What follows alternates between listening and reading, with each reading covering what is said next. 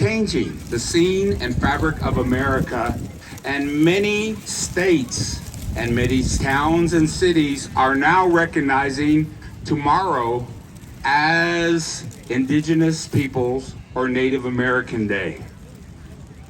On Tuesday, yes, thank you very much. It's time. I mean, we are the minority of minorities in our own country. We don't have the things that indicate power in America. Number one, numbers. There's not a lot of Native people because of the things that were done to us in history. But that has reduced our population where our voice doesn't matter in the eyes of our politicians. And number two, one thing we don't have that indicates power in America is representation among our lawmakers and among our law enforcers.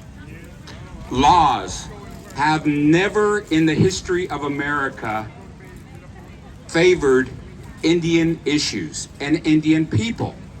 Thus, we have lost our entire land system to American laws and treaties. In fact, 370 treaties were made with Indian tribes and the United States government. And a fact is, by the year 1900, all 370 treaties were broken. And laws. Indian people being the most heavily impoverished race in America, we don't have money to defend ourselves. Lawyers are expensive. Thus, our prisons and our jails are disproportionately filled with Native people who may have committed or may not have committed something we don't know because they weren't adequately represented in the law system.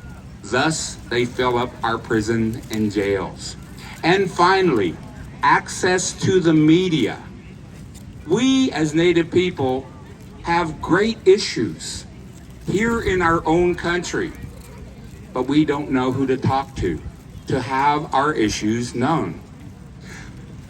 I work for the Smithsonian National Museum of the American Indian.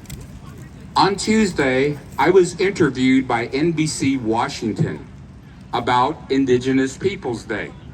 And they asked me to give a response. Why is one needed? Why is there an Indigenous Peoples Day needed in the United States of America? And my answer is because representation matters.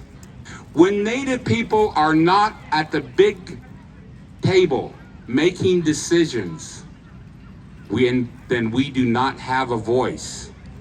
By having an Indigenous Peoples Day, it sends a powerful reminder to this country that we are still here. So tomorrow, when we have Indigenous People Day, rejoice that we as Native people are still proud and we still exist and we still are here. How about giving Native people a great big round of applause?